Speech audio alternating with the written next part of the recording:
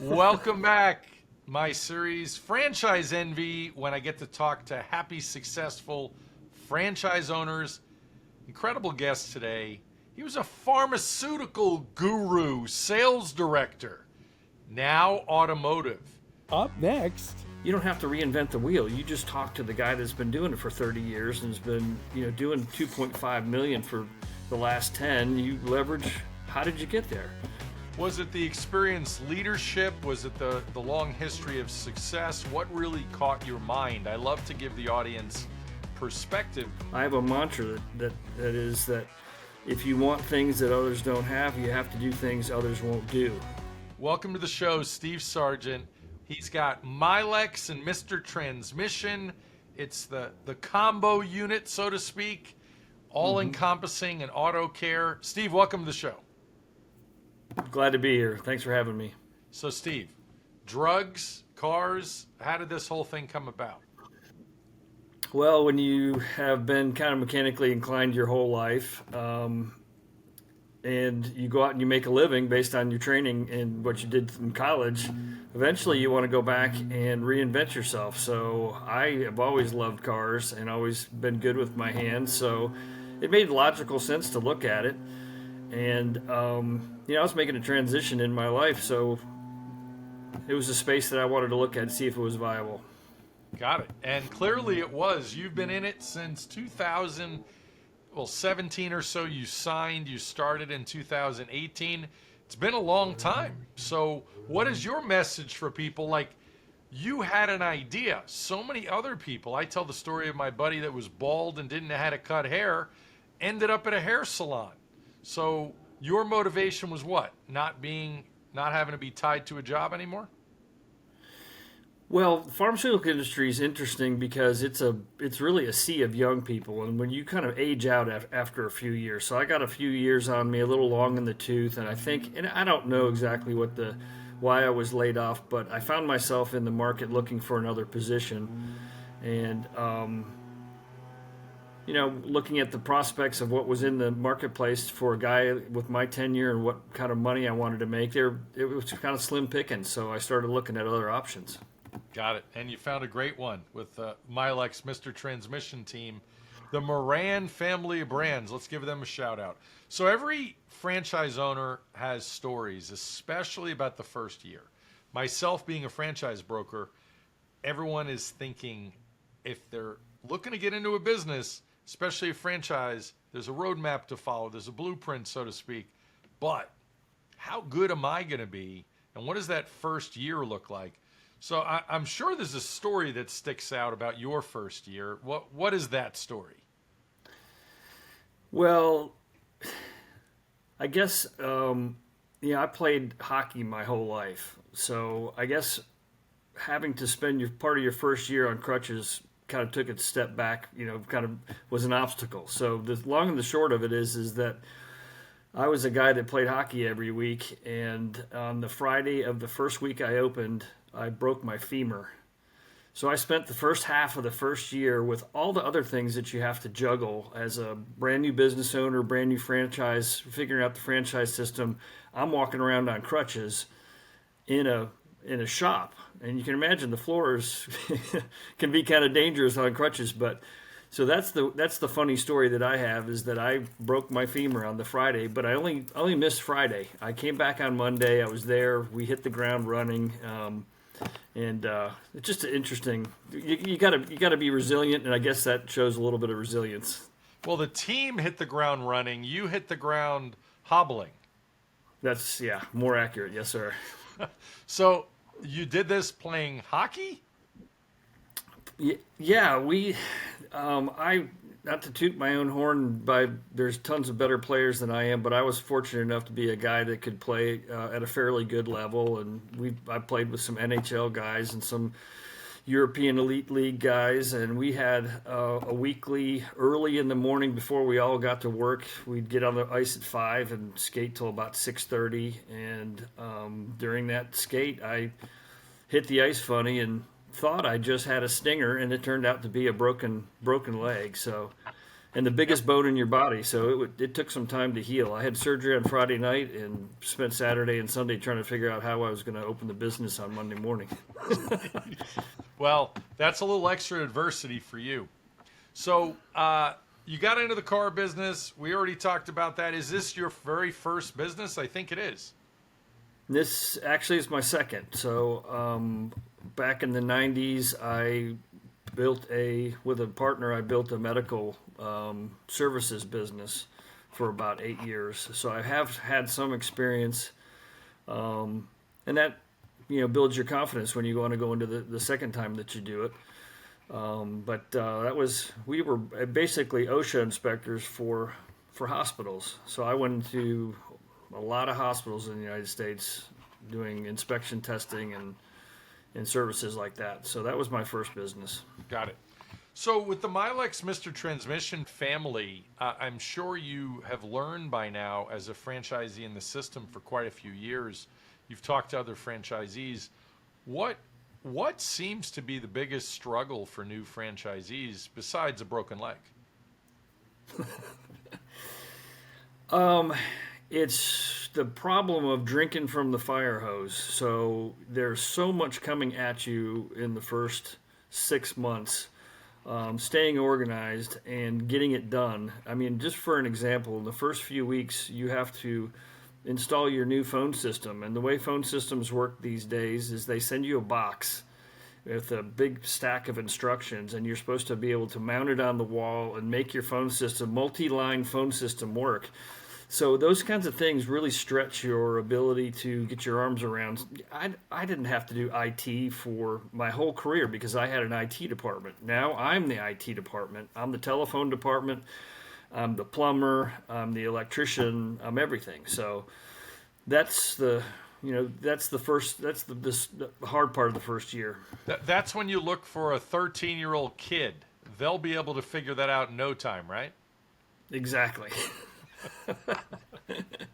So when you were looking at brands, did you look at other automotive brands? How did you settle on the Moran Family of Brands with Milex and Mr. Transmission? At first I started really wide. I looked at all kinds of different opportunities outside of automotive, and I kept coming back to automotive.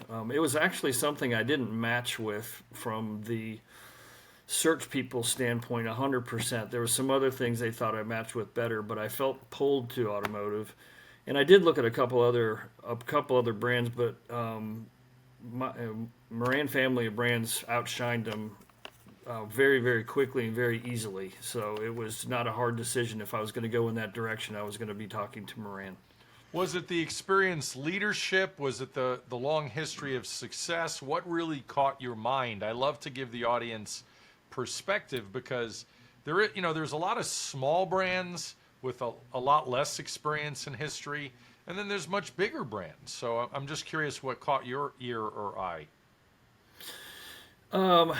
I think my first contact was with one of their liaisons. He's still with the company, really good friend of mine now, but back then it was kind of the slow, methodical, careful way they went about it. There was nothing quick about it. Some of the other franchise organizations were moving towards getting a signature really fast, yeah. And I'm a little slower. I'm more of a research guy, and I like to look at all my options and weigh all those options, and they kind of mirrored that with me. They moved slowly, and they were very careful about it and very thorough, and that made me comfortable.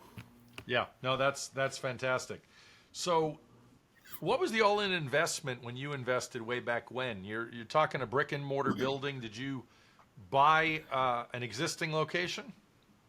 I did not. The locations that I could buy were not in the exact location that I wanted, so I ended up leasing a space in a downtown area in Cary, which is the demographics very good, right on a busy road with about 35,000 cars a day on this road. And it had been it was built as a automotive space, so there was some knowledge that it was there, and I felt that was an advantage. Yeah, and what do you think that cost back in the day? $250,000 or so? It was a little north of there, but probably $275,000. Okay, good. Now, as far as money, everybody wants to know, well, how much money can I make doing this? And little birdie told me you did about 1.3 million last year. What's your goal for 2025? 1,500,000. So And, yeah. and what kind of profitability? I know the margins are very good, about 25-30% possibly. Yeah, I think it ranges between 15 and 25, depending on what kind of year we're having. We're having a very good year, so we're going to anticipate north of 20%. That's awesome.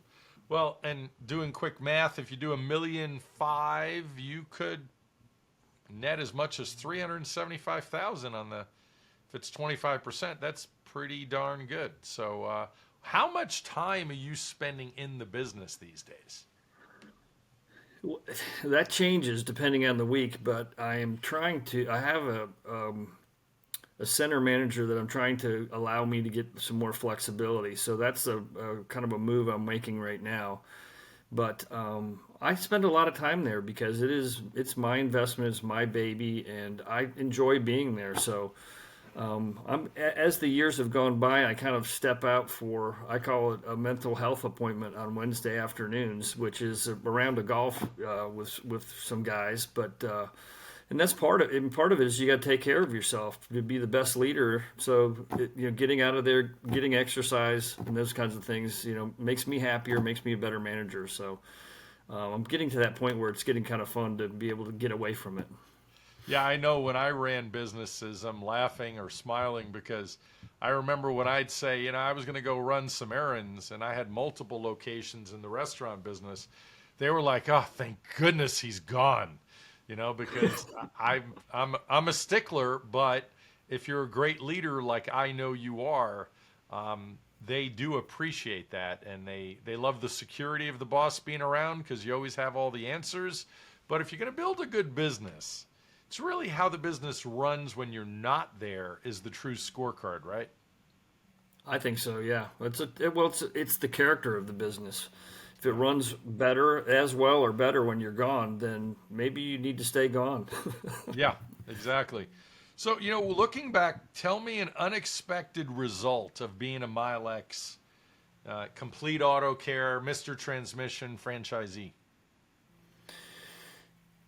Well, one of the opportunities, I'm a guy that says yes. So when the franchise calls and says, "Hey, we have a podcast we want you to do, get a recording done," I'm a guy that says yes, even if it's scary. I've always done that. So when the I'm not marketing that company scary. called, no, you're not at all, and absolutely easy. These things are fun, but when they called and said that the local news station wanted to do a back to school automotive preparation kind of video thing, what do you think? I said sure. So I went out to the studio and did the shoot and everything, and I was on the evening news. The surprise is that I had dinner plans that night at a local club, and when I walked in, everybody gave me a standing ovation because it was on the TVs and everyone just got done watching me do the interview. So I became like instant celebrity, and I never expected that, but that exposure is something that is great for your business, but you better be prepared to be recognized as kind of celebrity, if you will. Yeah, no, that's amazing. So when you think of what you've done now for all these years in a franchise, there are a lot of people, a lot of chatter on the internet about acquisitions, just buy an existing business. What do you see the advantages of a franchise versus, let's say, buying someone's success and, really going into debt, buying $1.5 million a year business and, compare that in your head or speak out loud about that. So, tell us about that. I think the franchise businesses, and you got to look at their systems, but they have systems in place that are proven, and they have locations that are making the system work. And so the security of it is you come in and you operate within their system by their rules. That will get you from 0 to 2 years, and then after that there's some level of freedom that you get because now you kind of know how to work the business and some creativity comes into it. But the security of it is that you have a wealth of knowledge sitting back at a home office that you can tap into at any point in time. You have other franchisees that are some more successful, some equally successful, that you can leverage all of that experience at any point in time. And the key is to get connected to all that in a positive way so that information flow is very easy and back and forth. And if you do that, you don't have to reinvent the wheel. You just talk to the guy that's been doing it for 30 years and has been, doing 2.5 million for the last 10. You leverage, how did you get there? And so you might be able to put your own spin on it, but that's the key to the success, is that don't get yourself on an island. Get in there with a bunch of winners and then just leverage the experience they have and just mirror what they're doing. And then fake it till you make it, as they say, What is the key to building a really good company culture? I know you've done that. So is it just being very careful in the employee selection process? I think it comes down to kind of one thing. I think it's an it factor. You have to look at people and say, do they fit with the team that you have? And the way I did it is I hired a guy that I knew for a long time that had the character. And so every time that I went to add to the team, I said, how does it fit with Tom? How is it going to fit in with him? How will they work together? And then you have to kiss some frogs to get a few princes, with the employee situation in the world these days. And I don't think that's changed since the beginning of time. But once you start getting a few together, it becomes even more critical that you don't put something, a bad apple into the barrel. You got to be really, really careful. So I did thousands of interviews when I was in the pharmaceutical. It was a situation where we would get tons of resumes and did tons of screenings and had lots of conversations. So I think I'm a pretty good person to hire the right people, but you make your mistakes and then you have to build that team over time. So I think the other part of it is emotional intelligence. I think you have to be able to harness you put a lot of I put a lot of money into this and a lot of effort, and you have to really be careful how your passion will bubble out of you sometimes when things don't go exactly the way you think they should, and you have to temper that to make sure that you keep people happy and keep people moving forward and develop them into what they can be. And that's really, this business is bringing people in that don't have everything, and you train them in your method and your ways, and you build a culture where they want to stay, and then you have a team at that point. In franchising, there's more women in franchising today than ever before. Certainly since I've been in the industry, I've seen more and more women. How about in the automotive space? Do you have employees that are female? I do. My center manager is female, and Awesome. we have a female technician, and we have some diverse employees as well. So, yeah, it's that comes just from hiring the best people. It doesn't matter. All those physical attributes, they don't matter at all. What do they have inside them? What are they capable of? And how are they going to add to the team? And so we hire the best people, and it just so happens that they happen to be, in some cases, diverse people, in some cases, females. So that's awesome. It's fun. Yeah, good to hear, and I could tell you're a great boss and a great team builder. So give the audience a final piece of advice today. If somebody's interested in entrepreneurship, why should they look at a franchise? Give me something that you would call maybe some wisdom that might be the cornerstone of your success. Well, I never have ever thought of myself as anything special, and I learned really fast that was unfair to everybody else, because I felt like everybody could do the same things that I could do. I think the sooner you realize that you're a franchise owner because you're different, and you can't project that on the employees or on other people to try to do the things that you'll do, because I will go anywhere and do anything on any hour of the day if I have to, and most people won't do the things that I have to do. I have a mantra that is that if you want things that others don't have, you have to do things others won't do. and there's a lot of people that have limitations. And if you poll franchise owners, their limitations are way out there on the extremes, because they will do just about anything they have to, ethically and morally, of course, but to get the job done. So perseverance and just complete drive and desire will get you a long way. Wonderful. You know, you said to me before we hit record, you mentioned that you think it's supposed to be easier. What did that mean to you? What were you describing?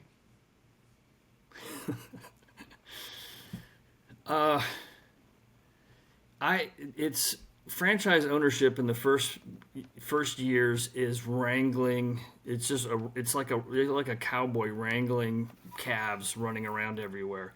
And after you've kind of got them in a little chute, it becomes a lot of fun, because now you're kind of going in a direction. But the wrangling happens from time to time in the business. It could be you have a Tuesday you're wrangling all the issues that are going on. So the first year I thought it would be easier, is because I thought, oh, I'm buying into a franchise. You know, they're going to do all the work for me. And what I found out really fast is they're going to point me in a direction, but the work has to come from me and the guys and me and the gals. So that's where it came from. I love it. It does make it a lot easier. They're your personal trainer. You still have to do the work. Exactly. Steve, thanks for being here. You were excellent. Love hearing your story, and continued success, my friend. Thank you, Lance. Appreciate it. My pleasure. If you're ready to talk about franchise opportunities, hit the link below to schedule a call. My services are free, and don't forget to like, comment, and subscribe. Thanks for listening.